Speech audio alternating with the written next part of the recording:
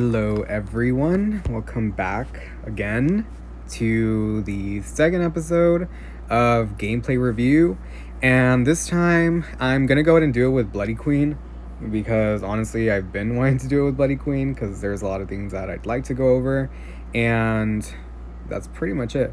I was gonna upload this video about a day ago, but to be honest I knocked out like at 9 p.m. so my bad. But anywho, let's get on with the video. So here goes the Bloody Queen gameplay review, and this one takes place in Arms Factory. Now the good thing is that Arms Factory is kind of small, so you know all the ciphers are closed in together, which helps a lot with the mirror. And it sucks because you can't teleport anymore automatically onto a survivor spawn, so now you have to wait like 8 seconds, which is why you see me running over here. I did go to Factory, which is the strongest part in the area, which is kind of good on my part because I was able to find the Seer. But as you see here, I messed right up. I messed up right there, so I'm just like, alright, I'm just going to change my targets to Barmaid.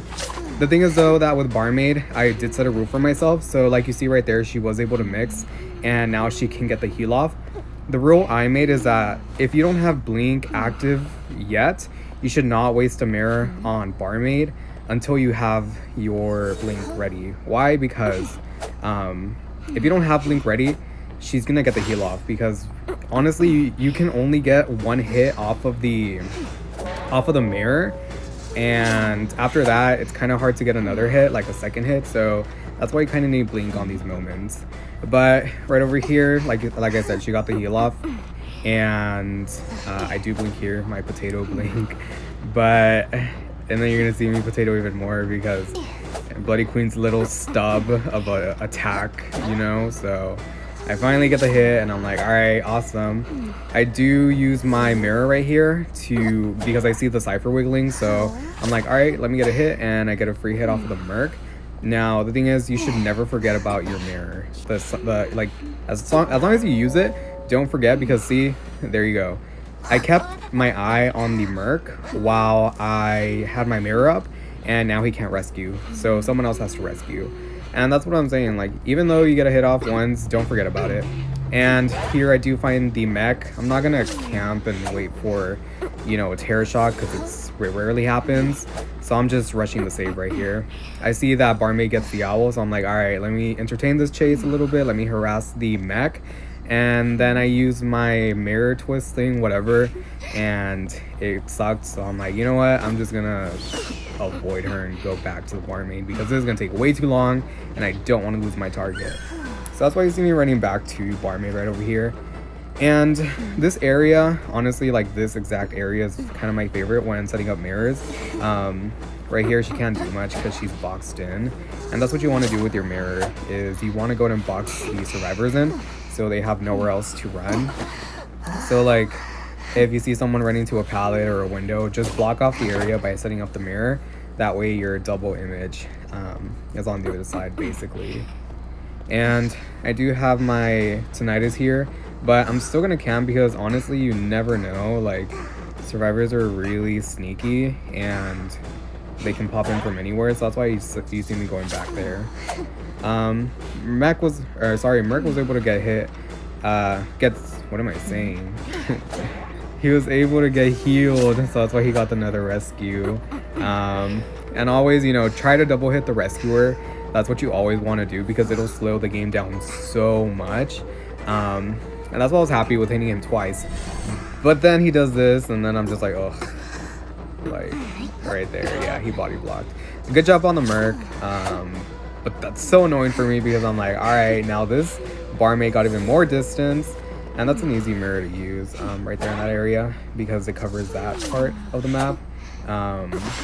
So there you go. She goes down, and I'm able to chair her. To be honest, there's more to placing mirrors, and I can't really go over them right now in the gameplay review because the gameplay goes on too fast and there's always something that's happening.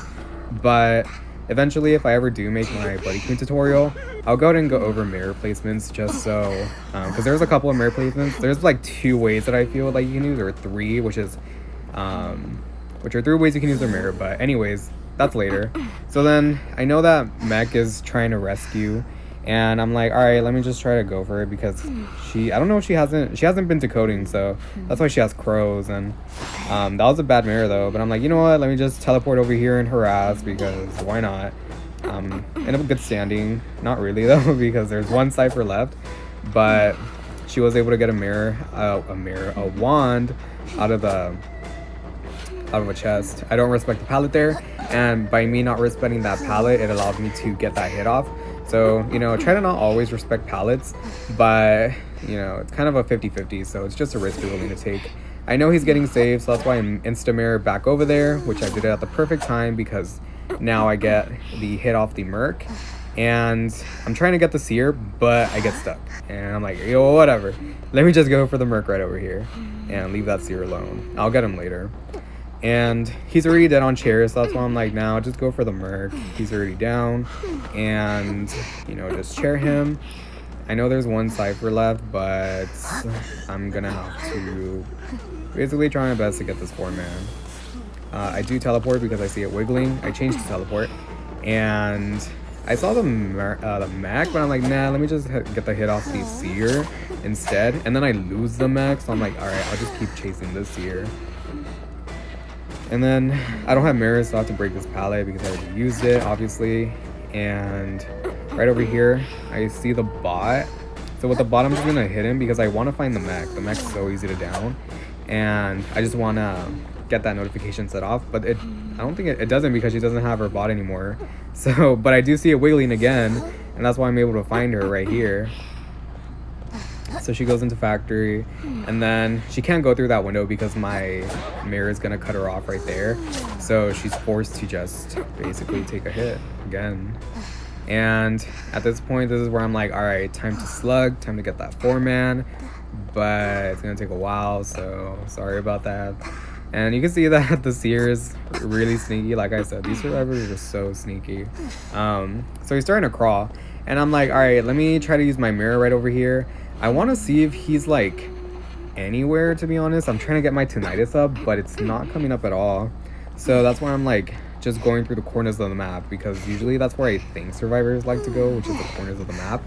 And then I'm like, you know what, let's not make this game any longer. I'm just gonna chair the mech, because by this time, if I chair the mech and I don't find the Seer, he's bound to get crows like soon.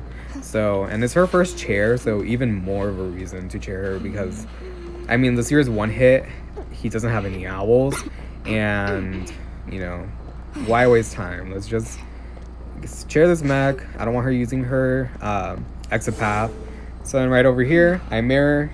I use the second ability because the second ability will point you to the nearest survivor within 25 meters, which is pretty small compared to her old ability. I teleport back because I'm like, you never know, they're always so sneaky. But yeah, so that's the thing. Now you see that he's getting crows. That's why you see the notification right there pop up. And I just mirror because I don't want him to get a crow off. What am I saying? I don't want him to get an owl off of me by looking at me. So I just mirror over to him, and they surrender because, I mean, there's no point in continuing the game. But yeah, that's basically it, to be honest. The most important thing that you can take away from this game that I did demonstrate is never forget about your second mirror. So, and then with the mirror, there's also like different ways that you can use it after you down someone. If you still have it accessible, is either use it like that first time, hold it to get the double hit off the survivor or the rescuer by predicting the save route. Or you can save it up until the point to where they get rescued, and that way you can use your mirror to down them and get that second hit off of them. So those are 3 ways that you can kind of use them.